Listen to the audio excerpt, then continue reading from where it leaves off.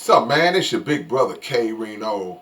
I want to talk about a Missouri man by the name of Kevin Strickland, who was just released from prison after 40 years behind bars, and he was released after the decision was overturned when it was determined that the evidence did not support the conviction.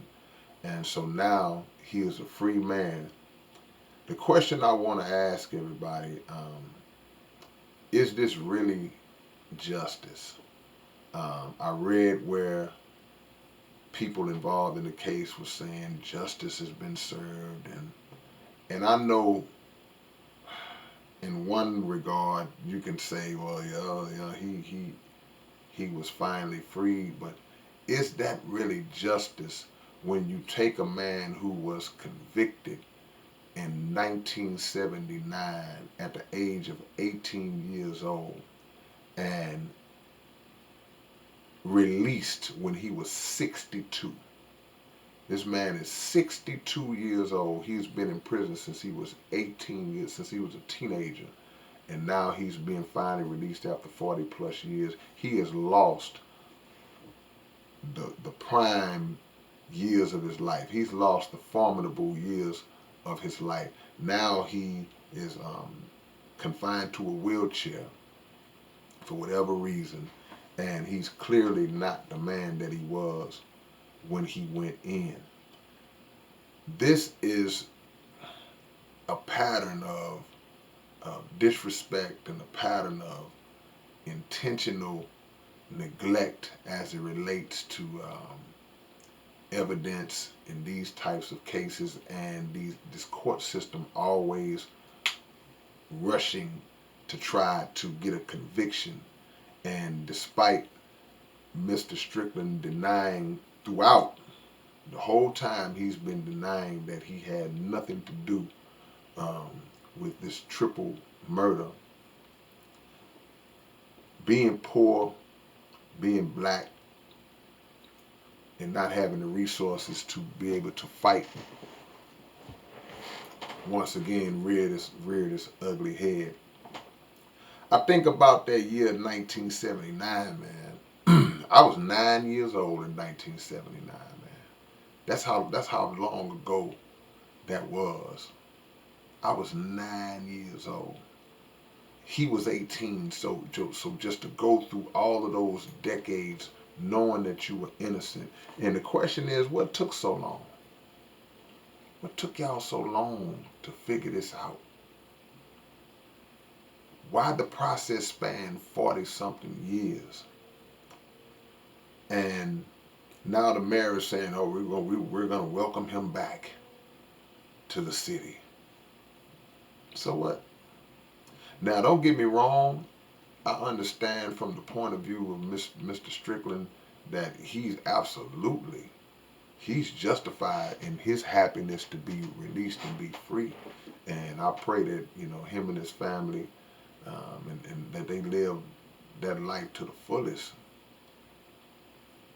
Because what are you going to do? Say, nah, that's all right, I'm going to stay in there. Um, I'm very happy for our brother that he's out.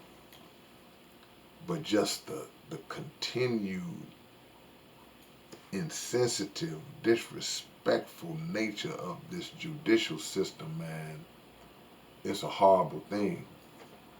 I know people who have done 5, 10, some cases 15 years in prison, and there's a process of acclimation that has to take place when you get out. Even when you come out as a young person, you come out in your 30s, you come out even in your 40s, you're still a young man. But to come out in your 60s, if you are not in the shape or close to the shape that you were in when you went in, it's a tough adjustment. What makes the adjustment even more difficult, in my opinion, is when I read that the state of Missouri won't even be giving him any money, won't even be compensating him for the time that he spent behind bars for 40 years. because Missouri has strict compensation laws for wrongful conviction. So you have strict compensation laws for wrongful conviction, but the wrongful conviction itself, that's okay. Still pat on the back and wish you luck. There is an innocent project that has raised about 50 something $1,000 for him, but that's not enough. That's not enough. We see outright murderers get millions of dollars raised on their behalf for attorney fees when it's clear as day that they are guilty. So we got to step it up for this brother to make sure that whatever the state didn't do, obviously is not going to do in terms of compensating him for that time, that wrongful time spent in jail, that his money can be built up as well, so he can have a good start and hit the ground running as best he can after this situation. Boy, America is cold-blooded, man. America is cold-blooded. And this is just, again, another example in a long line. We've seen this happen multiple times throughout history, and in other times, that was at least a compensation for the victim. In this case, there'll be none. Shout out to that brother and his family, and we'll continue to keep an eye on this case. Y'all look it up yourselves and see what's going on, and any way that y'all can help, feel free to do so. And watch how you move, man. It's your big brother K-Rino. Y'all like, comment, subscribe to the channel, and I will catch y'all later on with another one. Peace.